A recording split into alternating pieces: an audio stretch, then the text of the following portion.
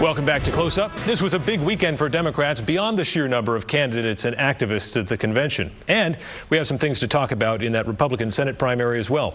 WMUR political reporter John DeStaso joins us now to sort things out.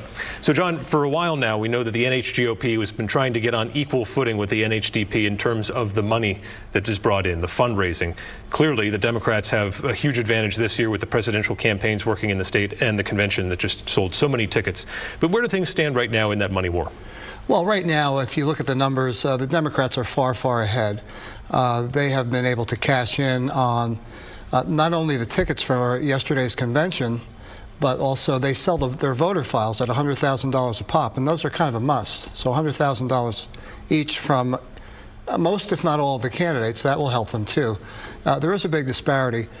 The Republican Party is trying very hard to get on equal footing, as you said, and they are looking to work with the Republican National Committee to stay, to be able to put out the message on behalf of President Trump. I think we'll see more of that as we get into the next year. It may not be as sort of one-sided as it looks ultimately, but right now it is pretty one-sided on paper. All right, and Rome wasn't built in a day, they say, but Chairman Stepanek has made a priority to sort of get one-to-one with the Democrats. And he has ties with the Trump people. Everyone knows that. And some of this may work into the next subject, which has to do with the Senate race. Right. And who's running and who's not. Absolutely.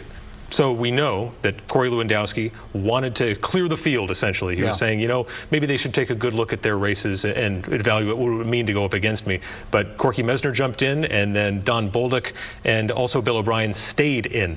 Do you think in some ways these campaigns said, let's call his bluff? I think they were reacting in some ways to, sort of Corey Lewandowski's assumption that they should get out. I think they have no intention of getting out.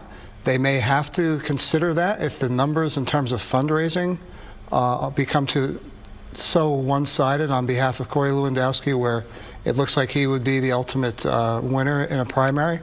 But right now, I think they're going to stay in, at least most of them. I'm not sure about one of them, but I think that at least two of them are going to stay in, especially Messner, who just got in, and Bolduc, I know, being a military general and loving the battle, so to speak, I don't believe that he has any intention of leaving the race.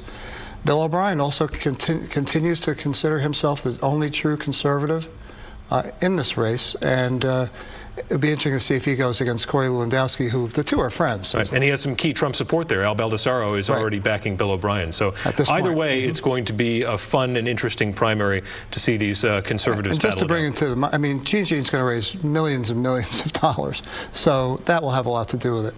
I think Corey Lewandowski, we'll see when the money is recorded at the end of this quarter, that may determine a lot in terms of whether Corey Lewandowski gets in. And if he does, we know that he has a lot of fundraising prowess through the Trump people and his own contacts. Right. Quarter's coming to an end. The season's changing as well. What does that mean for this primary ahead as we head into the fall? Yeah, we are now going into the point where things become more serious in terms of reaching out beyond those core activists.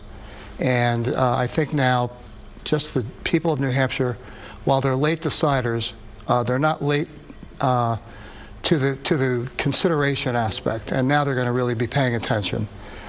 Therefore, I think the candidates, if they're smart, will be coming here far more often than we've seen over the past summer. Yeah, a little bit of a slow summer, but it's certainly going to pick up. And you're right, there are those classes of people who start to pay attention. Certainly after Labor Day, a bunch more come in. John DeStaso, thanks for your insight. We appreciate it. Of course. Thank you, Adam.